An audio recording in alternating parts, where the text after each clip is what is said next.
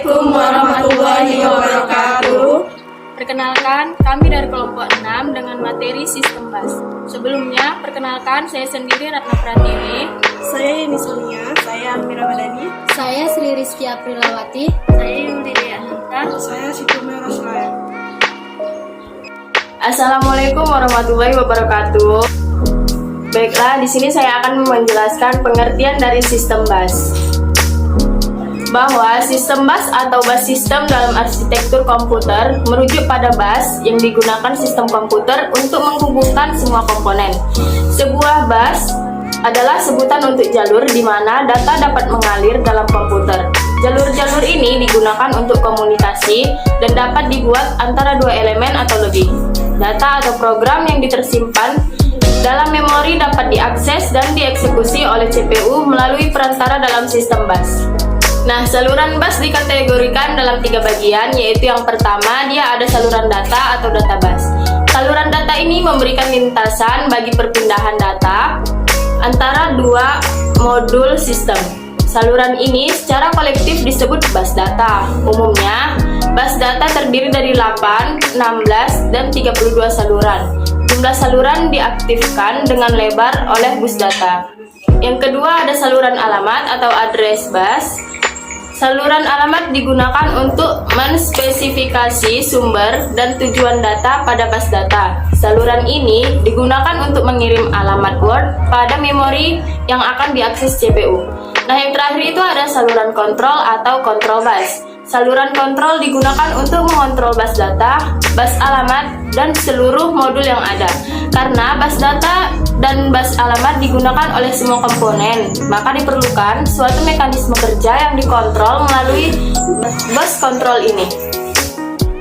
Oke, di sini saya akan melanjutkan materi dari Ratna Pratiwi, yaitu prinsip operasi bus. Yang pertama, prinsip mengirim data ke modul lainnya, yaitu meminta pengguna bus apabila telah disetujui dan modul akan memindahkan data yang diinginkan ke modul yang ingin dituju.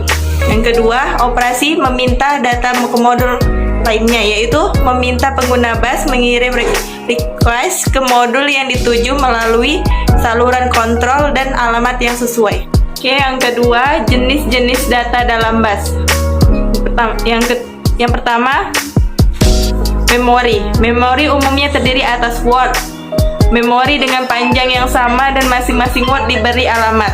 Yang kedua, modul I atau O, yaitu pertukaran data dari dan ke dalam komputer. Modul I/O dipandang sebagai sebuah memori dengan operasi pembacaan dan penulisan. Modul I/O juga dapat mengirimkan signal ke internet. Dan yang ketiga, CPU, berfungsi sebagai pusat pengolahan dan eksekusi data berdasarkan routination program yang diberikan. Dan CPU juga bisa mengendalikan seluruh sistem komputer sehingga sebagai konsekuensinya. Saya akan melanjutkan materi dari Almi. Ada beberapa jenis bus, yaitu diantaranya dedicated, di mana setiap bus atau saluran secara permanen diberi fungsi atau subset fisik komponen komputer. Time multiplex, yaitu metode penggunaan bus yang sama untuk berbagai keperluan sehingga menghemat ruang dan biaya. 2. Metode arbitrasi, yaitu sebuah metode pengaturan dari penggunaan bus dan dapat juga dibedakan seperti tersentralisasi, yaitu menggunakan arbiter sebagai pengaturan sentral. 2. Terdistribusi, setiap bus memiliki akses contoh logis. 3. Timing berkaitan dengan cara terjadinya event yang diatur pada sistem bus dan dapat juga dibedakan sebagai berikut. Pertama, asinkronus, yaitu terjadinya event pada bus ditentukan oleh clock atau waktu. Kedua, asinkronus, yaitu terjadinya sebuah event pada bus mengikuti dan terjadinya pada event sebelumnya. 4. Lebar bus. Semakin lebar bus data, semakin besar juga VAR yang dapat juga ditransfer pada suatu saat. 5. Jenis transfer data diantaranya sebagai berikut, seperti operasi write, operasi write, operasi write modify write, operasi write after write, operasi block. Selanjutnya saya akan menjelaskan materi yang dibawakan oleh Rila, yaitu sejarah perkembangan sistem bus. 1. Ada omnibus atau PDP-8. Adalah jenis bus yang digunakan pada komputer DEC PDP-8 yang terdiri atas 96 buah lintasan dengan sinyal yang terpisah. Lintasan ini digunakan untuk membawa sinyal-sinyal kontrol, alamat maupun data. Karena semua komponen-komponen sistem menggunakan sejumlah lintasan sinyal bersama, penggunaannya harus dikontrol oleh CPU. 2. Ada Unibus PDP-11 adalah rangkaian mini komputer 16 bit yang dijual oleh Digital Equipment Corp dari tahun 1970. PDP-11 diganti PDP-8 pada banyak aplikasi real time. Walaupun kedua ini beberapa inovatif dan lebih mudah untuk program dibandingkan pendahulunya dengan penggunaan dari register umum. Dan yang ketiga ada multibus atau 8086 adalah sistem bus komputer standar yang digunakan dalam industri yang dikembangkan oleh Intel Corporation dan diadopsi sebagai IEE Bus 796. Tahun 1982 ada lebih dari 100 papan multibus dan sistem produsen. Hal ini juga memungkinkan perusahaan untuk berinovasi dengan merancang sebuah papan multibus eksklusif dan kemudian mengintegrasikannya dengan hardware vendor lain untuk menciptakan sebuah sistem. Dan yang keempat ada bus PC IBM atau PCXT. Dirancang untuk penyimpanan disket dan hard drive, diperkenalkan 2 tahun setelah pengenalan IBM personal komputer. Desain ini mempunyai 8 slot ekspansi dan hard disk sebesar 10 MB. Berbeda dengan PC 5150 model XT 5160 tidak lagi memiliki jet kaset. Kelima ada bus ISA atau PCAT yang dikembangkan oleh sebuah pemimpin tim oleh Mark Dent di IBM sebagai bagian dari IBM PC pada tahun 1983 untuk arsitektur sistem XT standar 16 bit yang lebih baru yang diperkenalkan tahun 1984. Yang keenam ada bus EISA, diperkenalkan pada September 1988 oleh IBM. Standar ini dikembangkan oleh beberapa vendor IBM PC compatible.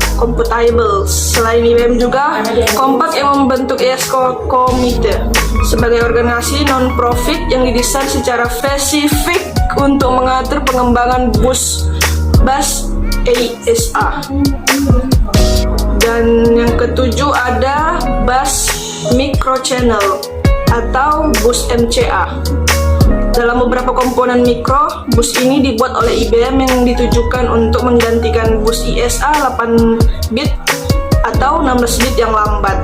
Selain tentunya untuk menghadapi masalah bottleneck yang terjadi akibat kecepatan prosesor yang semakin tinggi, tapi tidak diimbangi dengan kecepatan bus I/O.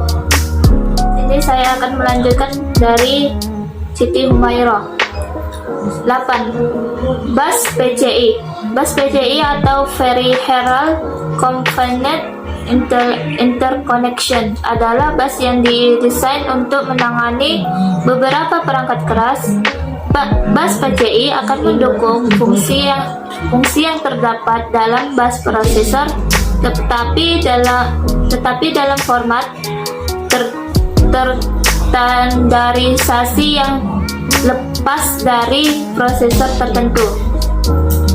9. Bus SCSI adalah perangkat peripheral eksternal yang dipopulerkan oleh Macintosh pada tahun 1984. SCI merupakan interface standar untuk drive CD atau ROM, perangkat audio, hard disk, dan perangkat penyimpanan eksternal berukuran besar.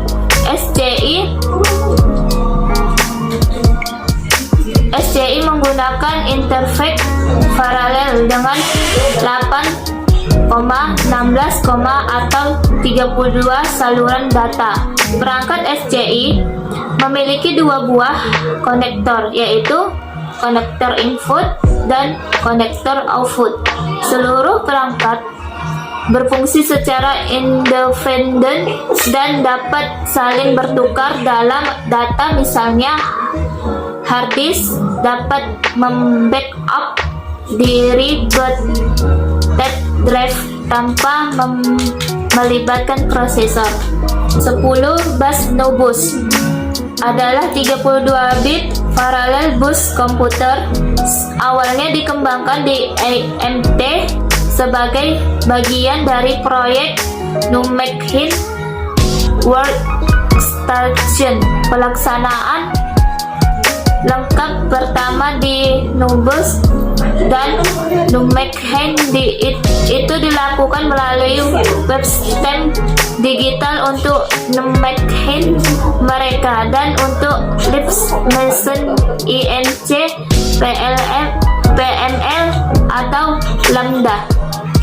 11. Bus USB dikembangkan oleh 7 vendor komputer, yaitu Compaq, DEC, IMB, Intel, Microsoft, ENC, dan Northam Telecom. Bus firmware memiliki dua versi, yaitu firmware 400 IEEE 1994A dan firmware 800 atau IEEE 1394B. Firmware 400 mampu mentransfer data antar komputer atau dengan perangkat keras lainnya sampai dengan 400 MB sekitar 50 MB. 13. Bus VMA adalah sebuah arsitektur komputer. Istilah VMA adalah singkatan dari Versa Modul Card dan didefinisikan pertama kali oleh suatu grup manufaktur pada tahun 1980. 14. Bus CAMAC Komputer Automat Measurement Alat dan Kontrol atau CAMAC adalah standar bus untuk akuisisi data dan kontrol yang digunakan dalam nuklir dan fisika partikel, eksperimen, dan industri. Saya akan melanjutkan dari materi Yuli dengan cara kerja sistem bus. Suatu komputer tersusun atas beberapa komponen penting seperti CPU, memori, perangkat I/O. Setiap komputer saling berhubungan membentuk kesatuan fungsi. Transfer data antar komponen komputer sangatlah mendominasi kerja suatu komputer.